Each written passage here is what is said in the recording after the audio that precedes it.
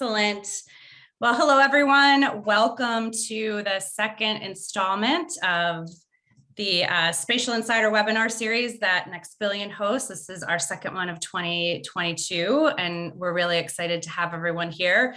For those of you that don't know, Spatial Insider is NextBillion's webinar series where we like to bring together our prospects, our customers, our partners, and folks that we know in the geospatial location services industry to share a little bit about their world, how they're using location services, what some of the challenges they're facing, and also just some fun conversations like hopefully today. Talking about maps is always fun, with maps being not only the core of a lot of applications and solutions that we work with today, but it's also the entry point now for a lot of consumers and many, many more types of users than I think we've ever seen. So I'm really excited to talk about maps today. I'm Tara Cordyack, by the way, and I lead BD efforts and sales efforts in the Americas on behalf of NextBillion. I'm super excited to host Luis Suter today from MapTiler.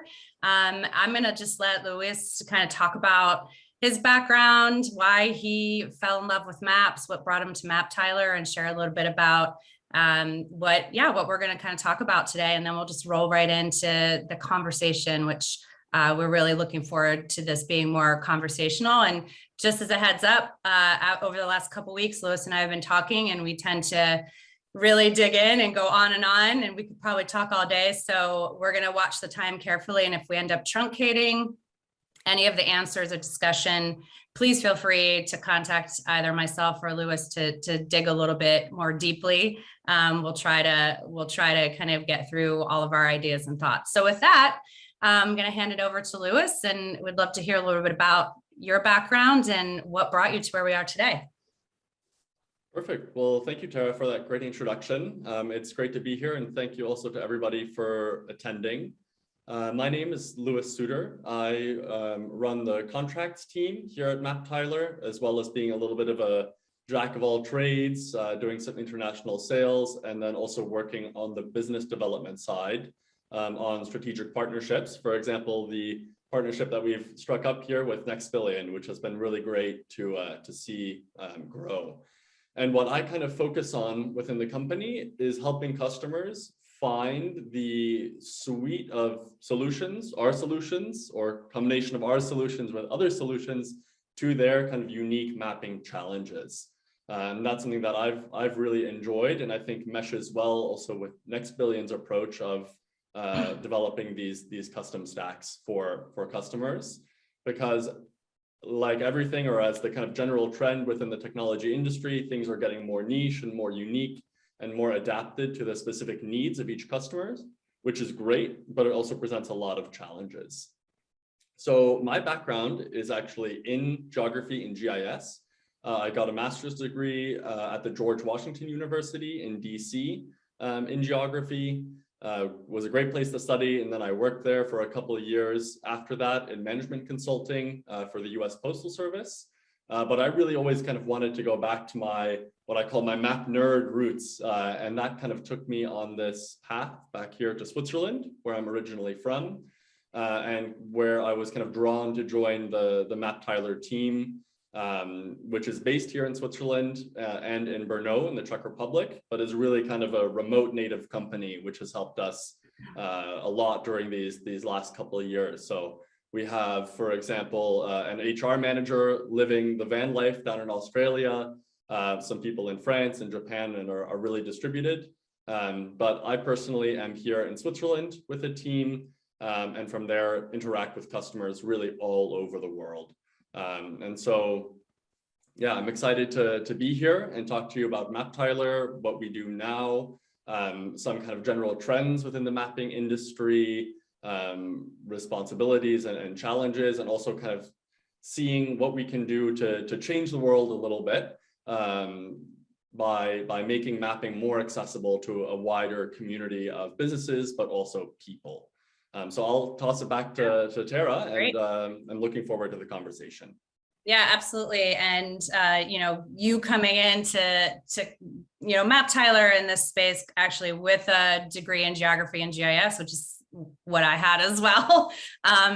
We are coming at it from kind of the internal perspective, right? And I think you and I have chatted about this many times where so many more users are entering into location and geospatial without even knowing what GIS is, right? Maybe not caring so much. They just know that location is important. They're interacting with a map, and that's awesome, right? Because the depth and breadth of users that we can now work with is so much bigger than I think, at least when I started 25 years ago, right? And I'm sure you've even seen that shift, right? And we talked about that a lot. We talked about kind of the pendulum swinging, excuse me, in the geospatial location industry. And, we kind of started out many, many moons ago with really the true GIS systems where we were installing big software boxes and hardware integrations to address the real tough nitty gritty challenges. There wasn't a lot of good user interfaces to that. The users that were using those tools had to have specialized degrees like we do in GIS, really understand cartography from a deep level, which was great. And it paved the way for kind of the other end of the pendulum, which is fast, easy access to open APIs that I kind of think of as like the hummingbird. Like I can come in, do what I need to do, come out, build more applications more quickly, maybe more cost effectively at the start, right? But I think we're now seeing that pendulum swing a little bit more and settle a bit in the middle, where we're recognizing, like at NextBillion, we are, and I know MapTiler is, we're recognizing kind of the need to have a little bit of both of those worlds, because we're addressing so many different use cases, but those requirements for owning your own tech stack, managing things like security, privacy, supporting those highly skilled users and professionals as well. And this new paradigm is here, right? I think, we've talked about that. You agree with that. How do you see MapTiler specifically, and maybe expound on that a little bit, other solution providers fitting into that, and why do you think that's happening? And yeah, just a little bit about like where you fit and where we see that maybe going a little bit.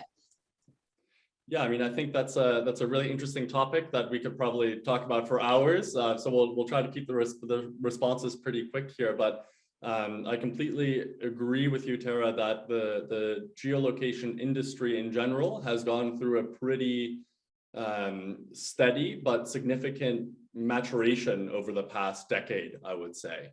Yeah. Even when I was studying, it was all about Esri, ArcGIS, and these really kind of big, heavy, pricey stacks that are actually quite restrictive in a lot of ways as well, which are produced by these huge global players, as I mentioned, like Esri, like Google. And as a result of those companies being so big and having this full stack kind of fixed solution that they want to deliver to customers, the industry, I think, was sometimes a little bit restricted by a kind of take it or leave it approach. You could have the full package, or you could go out and do it yourself. And the going out and doing yourself was actually the genesis, or kind of like help promote the really strong and vibrant open source community that was and continues to be really active in the geo industry. And we for our small part at least like to count ourselves among that open source supporting group as well. MapTiler as a company was actually born out of our founders about 10 years of experience working as a map ninja for different companies on individual projects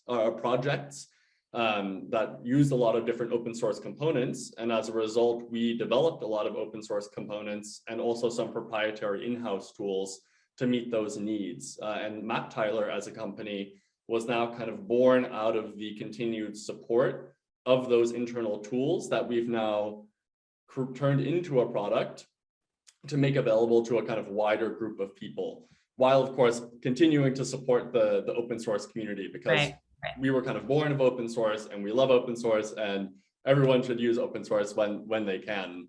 I mean, I'll give a shout out there to the MapLibre project, which is a new rendering library that you can use for data visualization.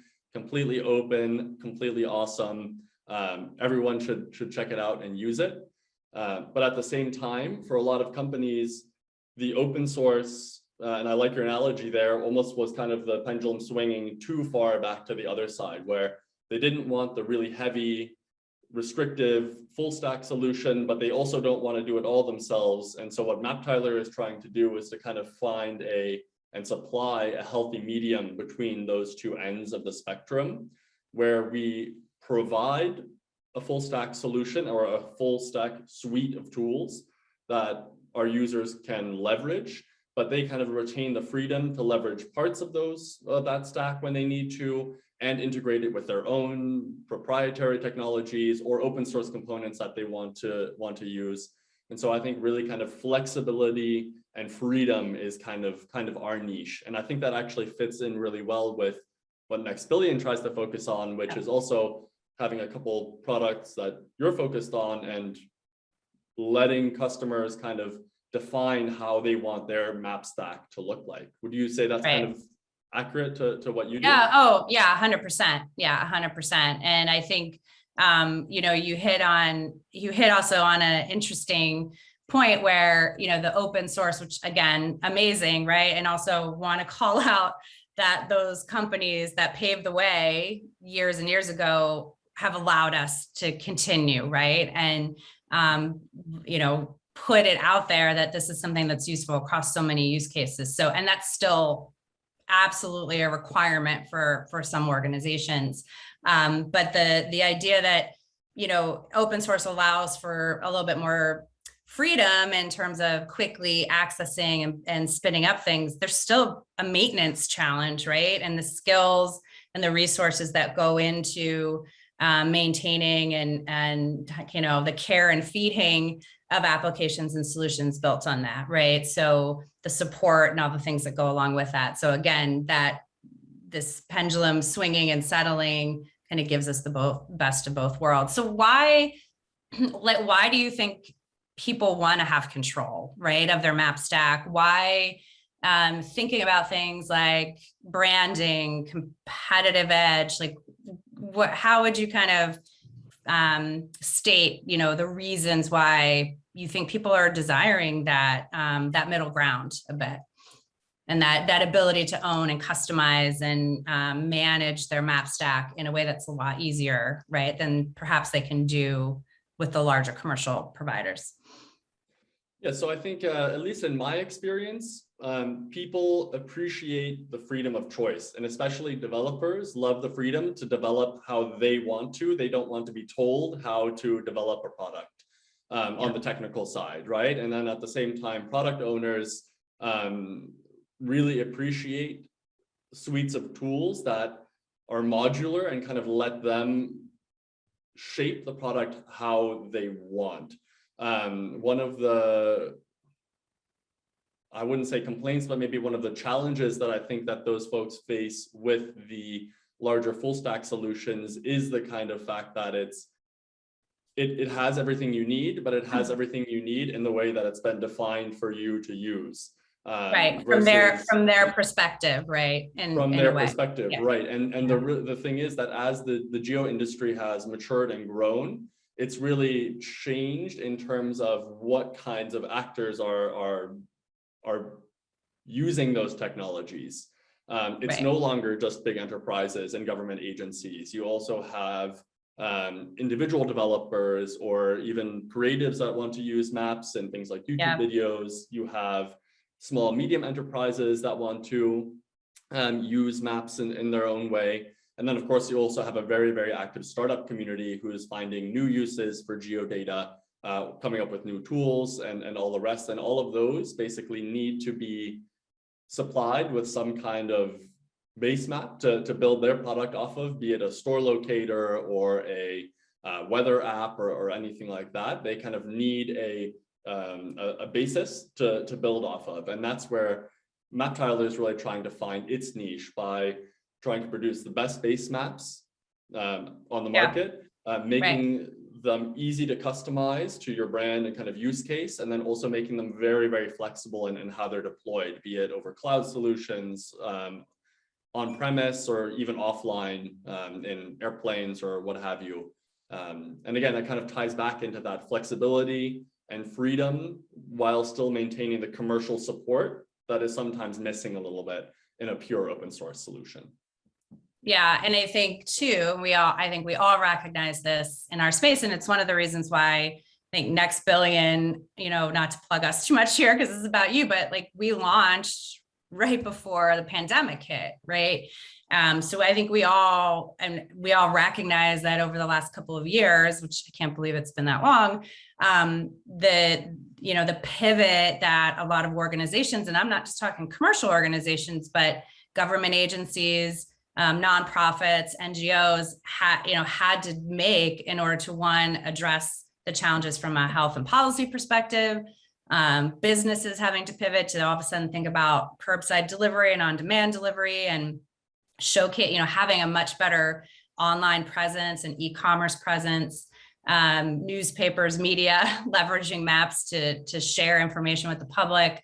That visual aspect, the need to understand location in a better way, I think just absolutely became more relevant over the last couple of years, and way more users and consumers and constituents were all of a sudden interacting with that kind of data and information, right? So I don't think that's going to change as the pandemic shifts, right? It's not over, but we're shifting what that means.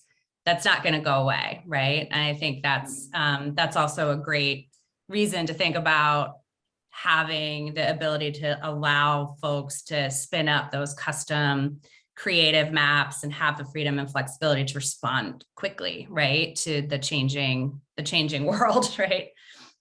Yeah. So I think, oh, go ahead. Sorry.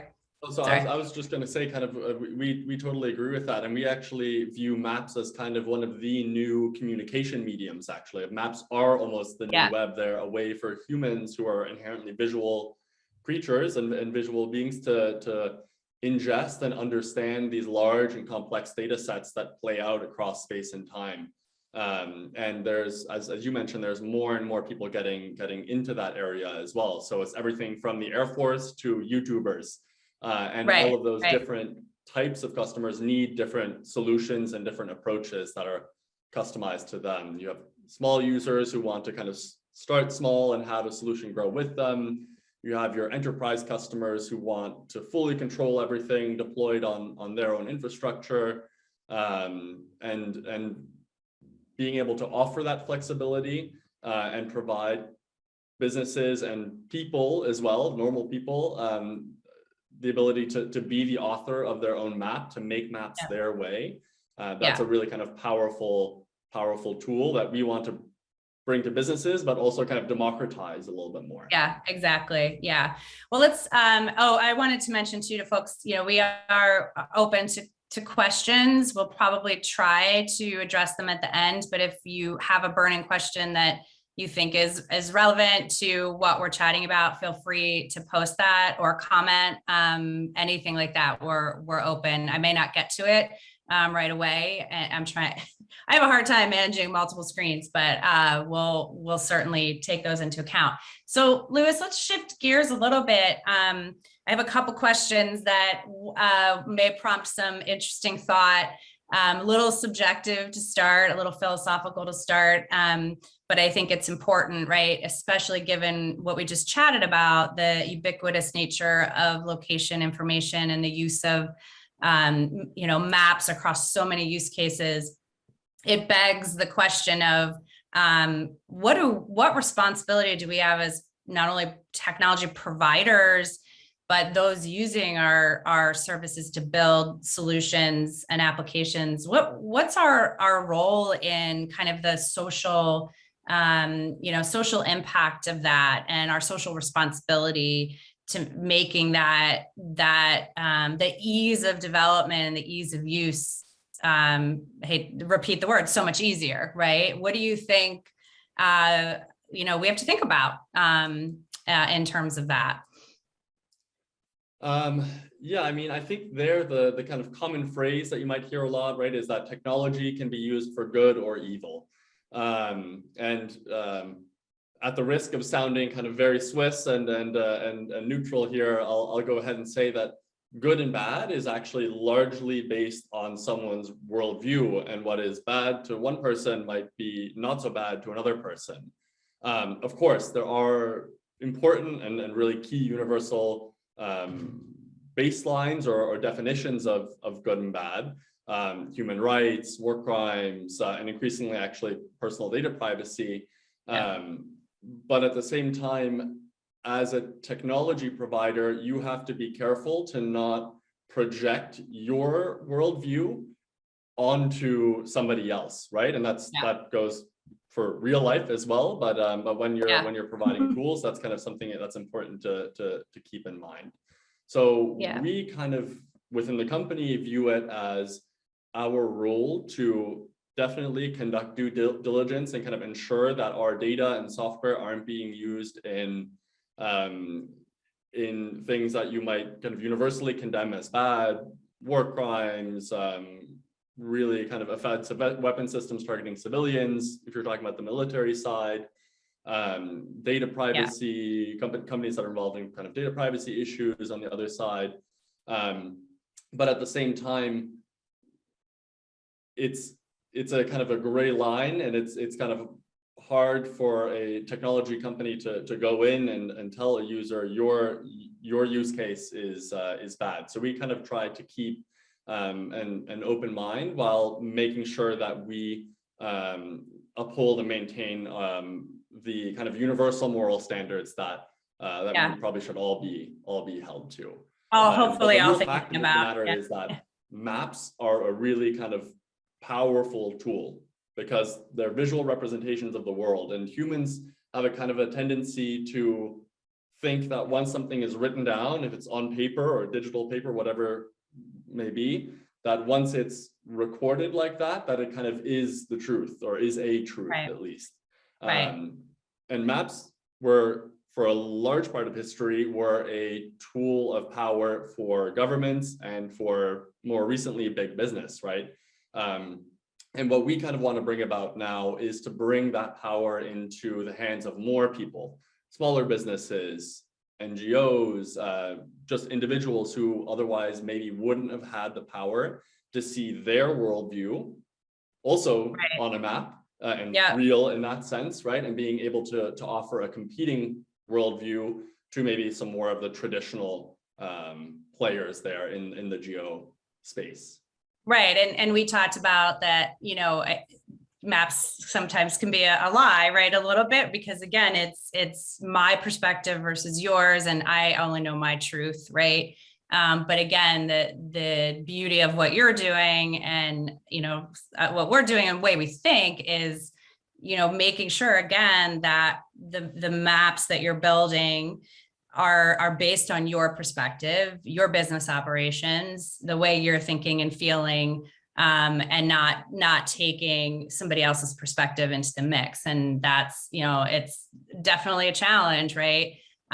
So let's move to a little bit of a tactical question now. Well, if I may just kind of interrupt one more time, I have one thing that I need to plug here, and it's a really, really great book that I actually read during my studies. It's called How to Lie with Maps by Mark Monmonier. It's really, really highly recommended if you're interested at all in this kind of aspect of how maps are kind of really a pure representation of the author's worldview. And they talk about all kinds of things, what data is shown or not shown, how borders are drawn, how places are named, even things that seem innocuous, right? Like which colors are used, where some colors like red might be viewed as aggressive in some cultures, including the West, or kind of like lucky in other cultures, like red is lucky in Chinese culture. So all these kinds of small details about maps that when you first look at a map, you think are kind of an inherent part of it, are actually the author's conscious choice of how to represent the world. And Right. so it really is the representation of their view. And so it's important for everybody to have their view represented on the Yeah, map. And that's that's kind of the awesome. role that I think we, Yeah. both as technology providers, can play, is to democratize and make that authorship and ownership of the map more open and more inclusive to a wider range of people.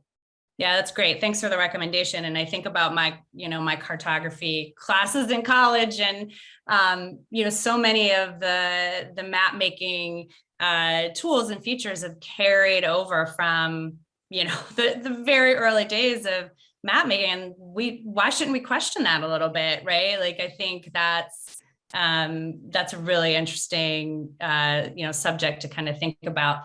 So moving kind of to the tactical of that. So how do you think as technology providers, from a technical perspective, a roadmap perspective, and specifically MapTiler, like, what are you bringing to the table to kind of address those challenges that we just talked about, and then this kind of paradigm shift? And I asked this question to you a couple of days ago, like, are we leaving the breadcrumbs for the world to follow? Or are we chasing after and racing to keep up with the use cases and, the dynamic nature of the world, right? So think about that. And then, like, what specifically and tactically are you thinking about from a product development perspective? Yeah, and there, I think you'll probably tell me that I'm giving too neutral of an answer again.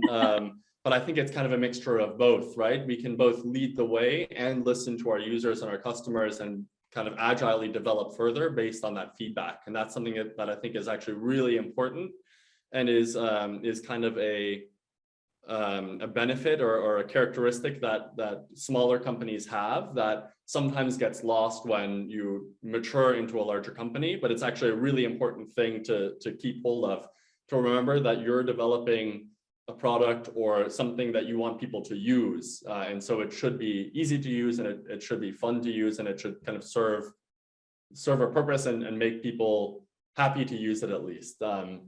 And so I think kind of along those veins of giving people the power to be the authors of their own map, we kind of focus on a couple aspects of our tool. So we, like I said, we really want to give people the ability to draw the map their way, the way that it works for their use case.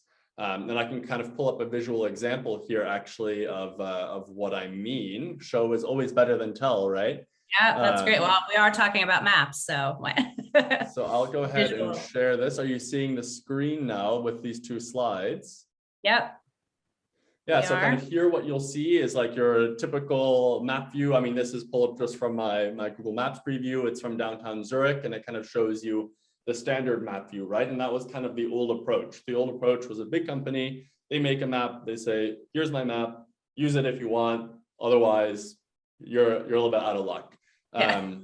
But as a company, what is important for you to show is actually not always the same as what the company map authors want to show. So what I'm showing here is that same area, but mapped by the National Swiss Train Company here in Switzerland. So you'll see that it kind of brings to the forefront things like stops and lines, and kind of takes the rest of the information, the kind of information overload, like I like to call it, kind of trims that down a little bit. And that really kind of gets to the point of why MapTiler, and kind of what we want to do, is to basically give users the ability to fully customize the map based on what's shown, and also the coloring that's matching their brand and their use case, and then be able to use that, to be able to basically use that flexibly and deploy it how it's important for them. So I would say, yeah, it's focused on customization, both in terms of coloring, but also in terms of being able to show the features that are important for you. It's about customization of the branding, and then also finally about how you deploy it, right? So do you want a scalable cloud solution? Do you have an on-premise asset control, like tracking center, where you need everything to be super secure? Or are you even kind of going fully offline and showing maps in an airplane infotainment system? We really kind of want to focus on freedom, flexibility, and giving people the ability to use tools to make their map for their company and not use somebody else's map in their product. And I think the leading the way with the breadcrumbs, being responsive to user requirements, and again, specifically over the last couple of years, right, having to quickly adjust to satisfy some of these more urgent kind of responses to what had been going on, and being able to allow people to quickly implement solutions. Can you share maybe a little hint of some things that maybe MapTiler is about to release or is working on that you feel like is going to change the way people are interacting with with MapTiler specifically, and maybe open up some new use cases that that we haven't thought about before? So maybe a little, roadmap insight or anything that you can share that you think is going to be, really exciting. I know we've talked about a couple of things that are, pending and about to come out. I don't know if you're able to, to kind of open that can of worms, but anything exciting? I can definitely show a little demo of some exciting stuff that we've been working on. I mean, I think what we are really focusing on currently is to be able to provide a solution that's fully scalable. So speaking about the coronavirus, we had some COVID case tracking maps that were hosted on our platform that went viral, and we had all of a sudden loads of billions of requests coming in over the course of a couple hours. So we really kind of stress tested, I would say, our infrastructure to be able to meet any demand, I guess you could call it that. And then I think what we're really wanting to focus on over the next year is making it extremely easy for companies to bind their own information and data directly onto the map.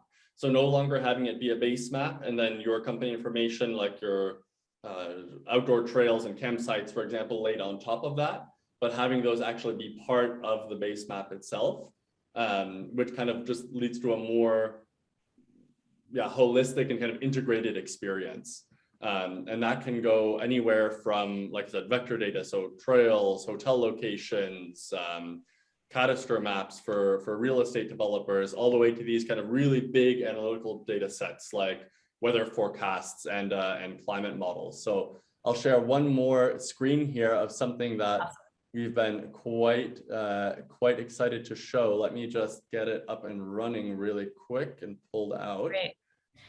Which is a new data visualization library that we've been working on, which is kind of giving you the ability to look at weather data in real time. So no longer kind of like a frame by frame view, but really this kind of smooth interactive weather map with particle animations that's fully dynamic and lets you really interact with the data and kind of feel like you're part of a real world, right? Weather is dynamic and data in the end is dynamic.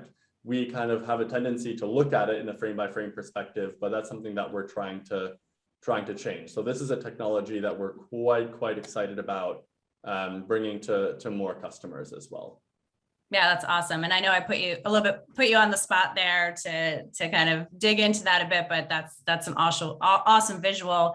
We did have one question pop up that I feel like we've touched on it a little bit.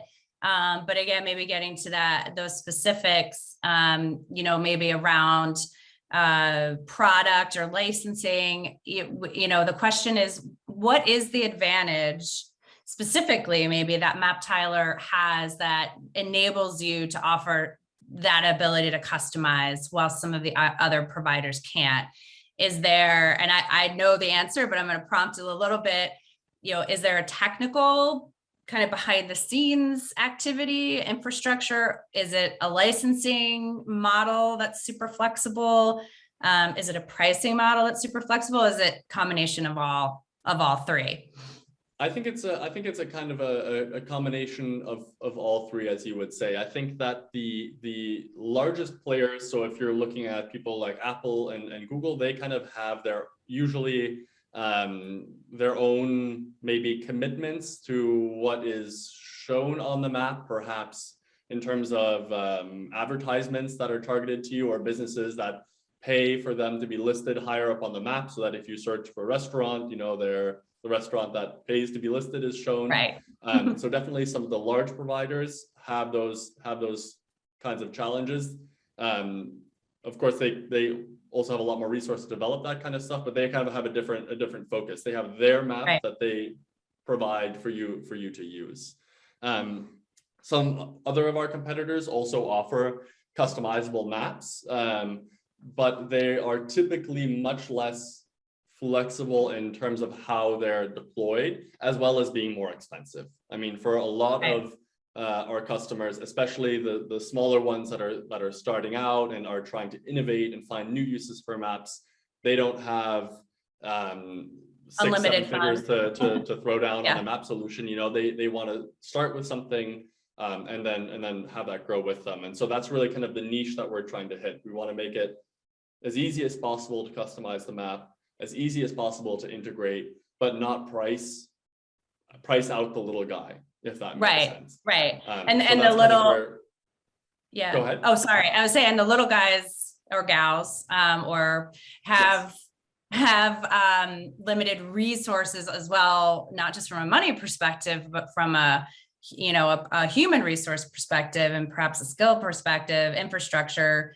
again, to go all in on some of those larger, I will say, competitors, right, of MapTiler. So that's another, money is one piece, but of course money goes into resources, human, but that, being able to invest in both of those is, you have to pick one or the other, right? In a lot of cases when you're kind of up and coming, and the advantage that you have is you don't have to. And ease of use is really a huge thing. And so I'll pull up here one more visual example just to kind of give you an idea of how it works in the back end, because often these solutions from some of our competitors are great, but you almost kind of need a master's degree to get started. Sometimes it's like overwhelming and daunting. Just the thought of kind of going in and making your own map. So what we try to do is we really try to make that as easy as possible to get started. And that's kind of the focus of our customized tool. So I'll just show you really quickly how that works.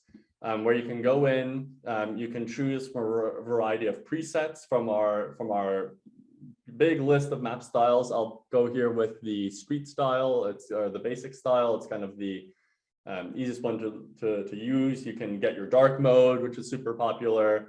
But you can also go ahead and let me pull up streets here. You can also go ahead and kind of customize the map to look how you need. So if you want your land cover to be darker, or if you want water to be grayed out for some reason or transparent, you can go in and do all of that. You can switch languages with just a couple of clicks. You can show all kinds of different characters as well. You can show native language, which is really quite cool. And then you can even go and do things. I'll just go back to the standard here. You can also go and do things like customizing preferred country borders, which is actually really interesting in a lot of areas, because we kind of get back again to that aspect of worldview, and perspectives on borders can be really different. So the screen is quite small here, so I'm going to see if I can click the right buttons, but you can see you can go in, for example, and you can define to show the borders according to the political requirements of one country, in this case India in the Kashmir region, versus how it would be drawn for Pakistan here, which is just a completely different worldview, that both need to be able to be portrayed, no matter kind of what your personal perspective is. And so, well, we as a company don't want to tell you what your perspective is. We want to enable you to show the perspective that is important for you. And that really kind of sums it back up to that, like having freedom and not having to sacrifice an arm and a leg to pay for it. And then really being able to make your product and your map work for you and not for the worldview and opinions of somebody else. And the global perspective, and which we all need to keep in mind. And I'll add one more point to that, and I'm going to roll to kind of our wrap up, because there's a great question that leads us there. And that's, you know, the agility of MapTiler, right? Because you're relatively small, you're very focused on what you do well, similar to kind of where we play, and the ability to respond really quickly to those user requirements. I think is another advantage, right? You're there, you're answering the phone, you're working with customers side by side on their journey. And I think that's a really also important aspect. So I want to pivot to, you know, I want to be cognizant of our time, because I think this next conversation could also, we could wax philosophical about all this too, but Anytime, Tara, I would love to do that. I know, it's so fun, but the challenges that we're facing, I mean, we've talked a lot about the pendulum swinging, the, you know, advent of how easy it is now to utilize location data and geospatial data, the requirement of a spatial view to kind of navigate our world, no pun intended. Like, it is now an expectation of a consumer, of an organization, to have a map as part of their interaction, right? I want to track, you know, I as I'm sitting here, I'm getting notifications from Shopify, from, you know, from PayPal, from Etsy, of like, where's your package? Obviously I've ordered a lot of stuff in the last couple of days, but like that, I need to see that, right? Because I want to plan if I need to be home, et cetera, right? So all that is awesome. And I love it, right? Because now I can talk about what I do much easier than I could 25 years ago. But that comes with challenges, right? A lot of challenges. So we talked about kind of, I mean, there's this, again, a long list of challenges. What are some of the top ones that you think we're now facing as solution providers and developers and creators as this kind of explosion happens? So, you know, we've talked about a few, but maybe just pick a couple that you think are really relevant and burning right now. From my perspective, I really think the top two challenges and opportunities also within those challenges is the focus on privacy and security, personal data privacy, and then also broader kind of network security, information security, which is a huge challenge now, will be an even bigger challenge into the future, but also represents an opportunity for companies like ours that are a little bit more agile to kind of fulfill a need. So one thing that we at MapTiler said from the very beginning that we were going to do was to be a privacy first company. So no collection of personal data, no reselling of data on how you are using the map, what you're looking at, how long you're looking at, which is a kind of like, I would say like a hidden feature of some of the larger providers that a lot of just everyday users don't know about. They're just using a free map on their mobile, but all of that is generating data that is actually used to create kind of, your profile. So that's something we've shied away from completely. We provide one-way traffic on our APIs, no telemetry. It's not our business to know your business and your data. So that's the kind of like privacy side. And then kind of going along with that data privacy, there's the more kind of general network security, information security, where especially the larger enterprise users, they've had experience now with cloud solutions. Some of them really like them for the convenience, but others really have just strict security requirements where no information can come into their network or leave their network. And so for that, we've kind of put a lot of effort over the last year and a half on developing our plug and play map server software that can deploy on-premise or offline, running on Windows or Docker or whatever it may be. And that's really kind of targeting that super security conscious customer, which are, again, are mostly going to be in the kind of government, enterprise, and of course the military arenas. So for your everyday user, for your individual creative, for your person who just wants a web map to show where their store is, it's still really important to respect their privacy, even if they don't really care so much. We have GDPR here in Europe. I think it's going to become a larger and larger topic globally. So kind of having that privacy in your DNA is really important. And then, of course, customers, enterprise customers have their own requirements. So it's kind of going in both sides. Yeah. Yeah. And I think, that both of those things tie really back to the question we had, right? What are the advantages that you bring to the table in general, but these are very specific ones as well. And also that last point you just made ties back to the conversation we started with, which was why is this important to users and developers? And it's because they can control how the world is seeing them from a branding perspective, from a competitive nature perspective, right? And again, if I have control over that and I'm keeping my data secure and choosing what I want to share with the world, that further enables that, right? So I think it all comes full circle and really ties into exactly like why you're doing what you're doing, right? From the angle you're doing it. Yeah. But the thing is that really that was always a decision, right? Coming again full circle to the authorship issue. That was always the fact with cartography, choosing what gets shown on a map. But it really, for a long time, was solely the purview of governments and really big companies. And so I think that what we really want to do as MapTiler, of course, we want to develop a great product and have people who love using our product. But we really also kind of want to change the world a little bit along the way in terms of giving the power of maps to a wider and more diverse base of users, and kind of democratizing and opening up that power of cartography and power of maps to no longer be limited to just business, big business and government. So government, right? Yeah. Product is great, but in order to have a great product, you also need to have a vision and a kind of a purpose. And so if we can change the world a little bit along the way by making these maps, that's more important to us than maximizing the revenue. Yeah, that's awesome. So that I think that leads to maybe the final challenge that we had discussed too.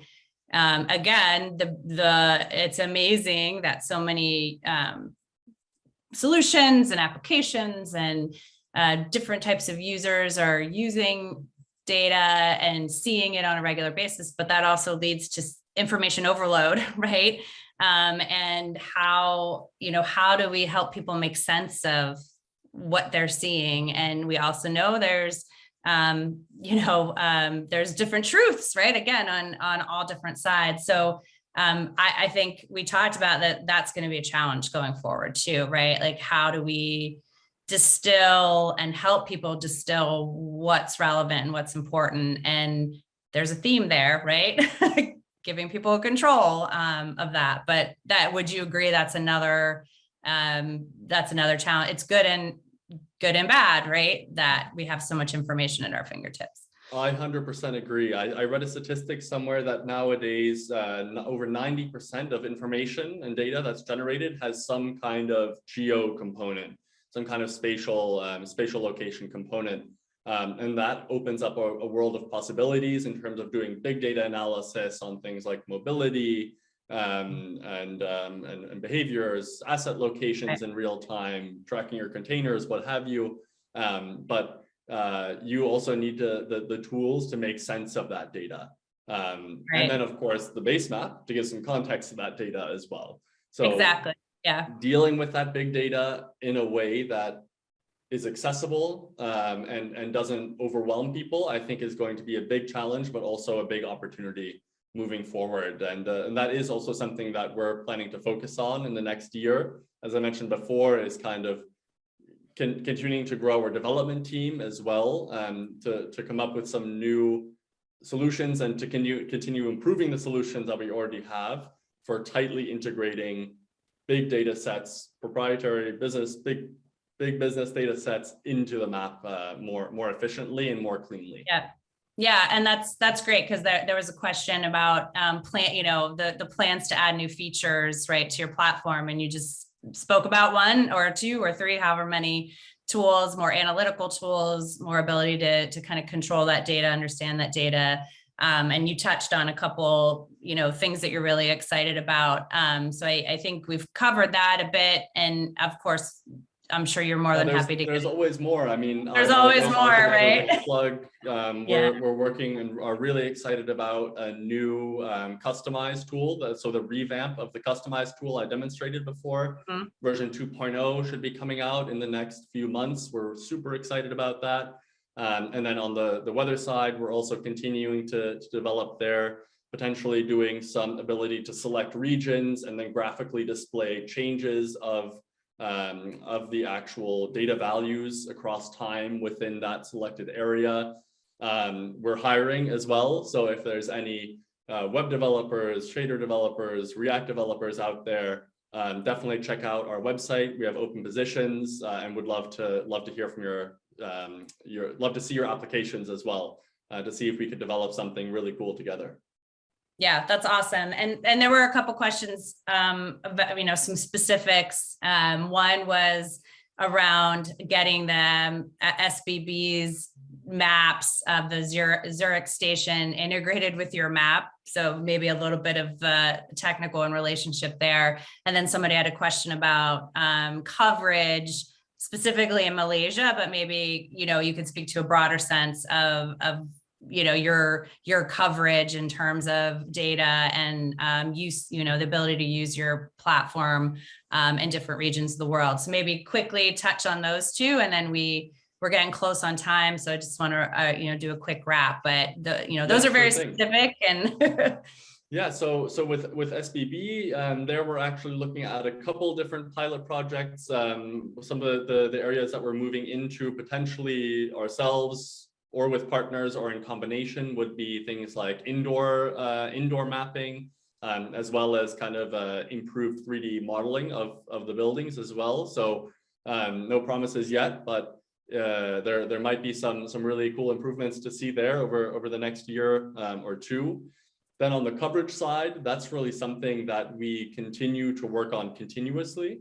We're all the time looking for new data sources, be they open or governmental or commercial in some cases as well, to improve the kind of the fidelity and the accuracy of the maps.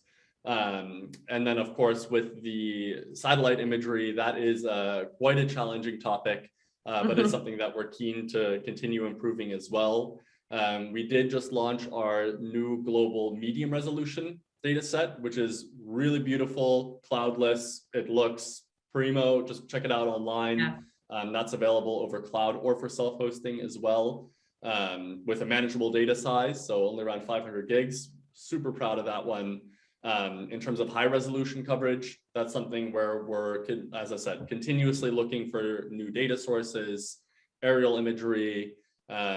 If you as a user ever have any suggestions, definitely shoot us a mail. We're all ears. If there's areas where you want to see the coverage improved, just shoot us a note. The more people we have asking for it, the more we can push for acquiring more data or whatever it may be, to satisfy those needs as well. So we develop for you, for the user. So let us hear it, and we'll work to improve it.